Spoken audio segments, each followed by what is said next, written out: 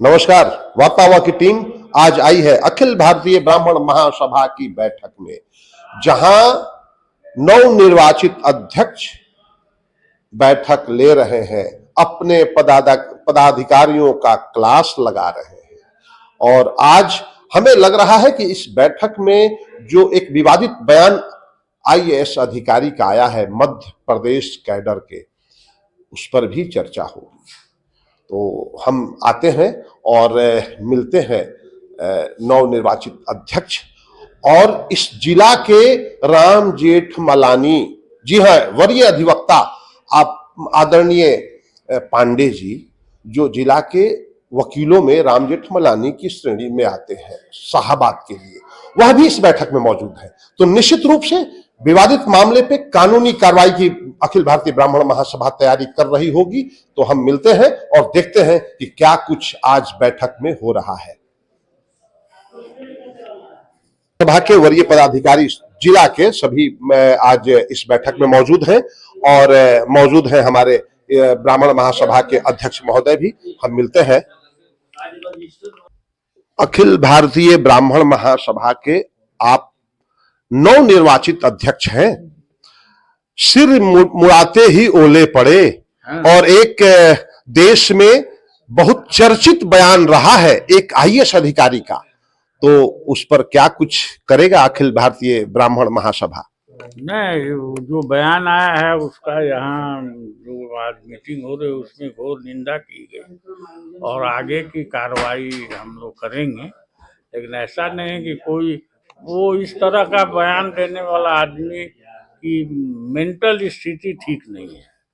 तो ऐसा नहीं है कि उसकी मेंटल स्थिति गड़बड़ है तो हम लोग भी अपना मेंटल स्थिति गड़बड़ कर लें, उस हिसाब से हम लोग कार्य कर रहे हैं।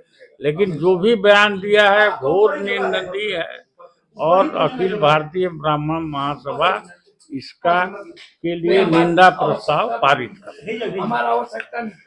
अखिल भारतीय ब्राह्मण महासभा इस पर निंदा प्रस्ताव पारित कर रहा है, यह हमारे अध्यक्ष ने कहा।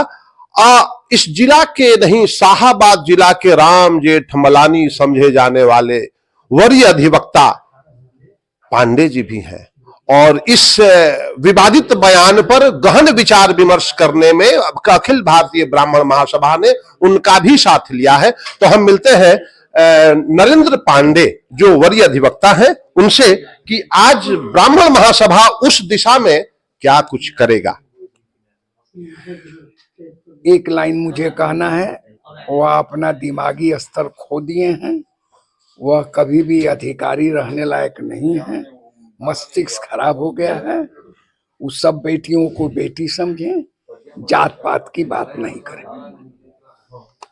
जात पात की बात न करें।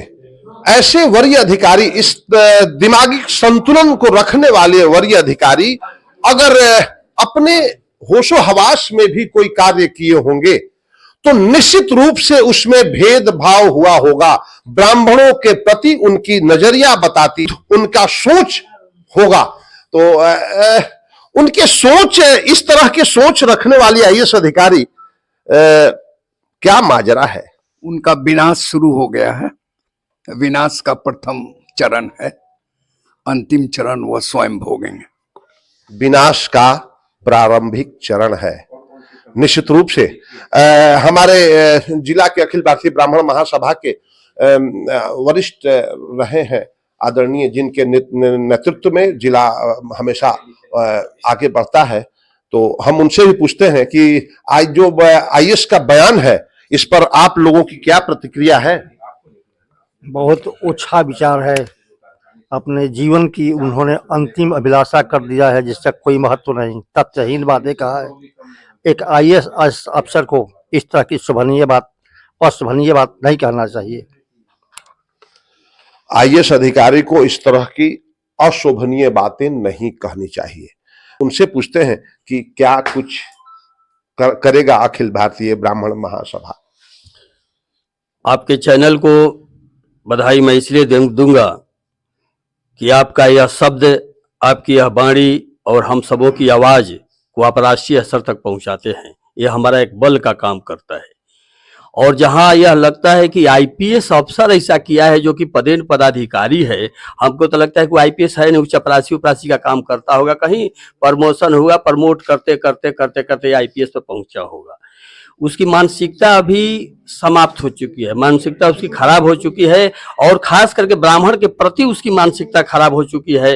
वह किसी अन्य धर्म से बिलोंग करता होगा, किसी अन्य समाज से बिलोंग करता होगा, वह आईपीएस इस समाज में रहने के लायक नहीं है, या न समाज का कोई काम करता होगा, उसको केवल पैसे से मतलब होगा, उसको केवल गलत लोगों से मतलब होगा। ऐसे दुष्ट प्रवृत्ति वाले लोग ही ऐसे कुर्सी पर, जिम्मेवार कुर्सी पर बैठ के ऐसा बयान दे सकते हैं। और एक सनातनी होने के नाते कोई इस तरह का बात नहीं कर सकता, किसी बेटी बहन पे छाप नहीं लगा सकता।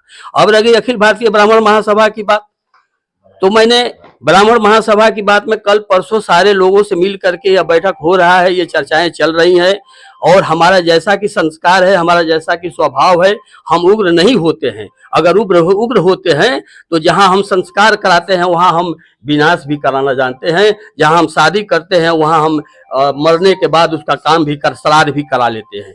तो हम उस रूप में अभी नहीं जाना चाहते हैं। अगर उस रूप में जाते हैं तो फिर परशुराम के हम वंशज हैं, फिर तो बहुत बड़ा तांडव हो जाएगा। और जब तांडव हो जाएगा तो न विधानसभा बचेगा, न सांसद बचेगा, और आगे हमारी प्लानिंग हो रही है पूरे राष्ट्रीय स्तर पर, हम लोग अपना एकमत हो रहे हैं। हो सकता है कि कल हम विधानसभा को घेर लें, हो सकता है कि मैं, इसलिए अपने वाणी के माध्यम से और आपके चैनल के माध्यम से मैं यह निवेदन करना चाहूंगा मध्य प्रदेश के मुख्यमंत्री को और बिहार के मुख्यमंत्री को, अन्य पदाधिकारियों की, अगर हम लोग की आवाज, ब्राह्मणों की आवाज जाती हो तो आप हमें कमजोर न समझे। हम कल के दिन में बड़ी घोर उपद्रव करने जा रहे हैं, यह अब बर्दाश्त होने के लायक नहीं है।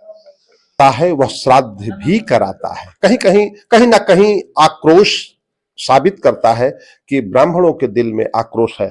हम मिलते हैं परम आदरणीय प्रेम शंकर ओझा जी से, जो अध्यात्म के रास्ते पर आगे बढ़ते हैं। ओझा जी, ऐसे मानसिकता वाले लोगों के लिए अध्यात्म में कौन सा जगह है? बयान पे अध्यात्म ये कहता है कि बेटियां जो होती हैं राष्ट्र की होती हैं, बेटियां संपूर्ण मानवता की होती हैं, न किसी जाति की होती हैं, न किसी वर्ण की होती हैं। किसी भी बेटी को, किसी भी कहीं से भी हो, हम सबके लिए वो श्रेष्ठ है, पूजनीय है। मनुस्मृति में भी कहा गया है कि नारिया यत्र पूजन्ते रमन्ते तत्र देवता। वो तो बेटी है, कन्या है, उसके बारे में प्रश्न उठाना ही गलत है। और जिसने जो बोला है वो उसकी मतहीनता है, मूढ़ावस्था है। संगठन के महासचिव, ब्राह्मण महासभा रोहतास जिला इकाई के महासचिव संतोष जी, जो काफी सक्रिय हैं और इस विवादित बयान से बड़ी विचलित भी हुए हैं, तो क्या करेगा अखिल भारतीय ब्राह्मण महासभा रोहतास जिला इकाई? धन्यवाद। हम तो बस एक लाइन में यही कहेंगे कि शस्त्र उठाने के लिए विवश न करें, न किया जाए, नहीं तो स्थिति अनियंत्रित हो जाएगी। इतना ही हम कहेंगे। यह दिल का आक्रोश और ब्राह्मणों की अंदर की व्यथा को उन्होंने बड़े सार शब्दों में कहा है। धन्यवाद। वार्तावाह के लिए मैं बुटस्ती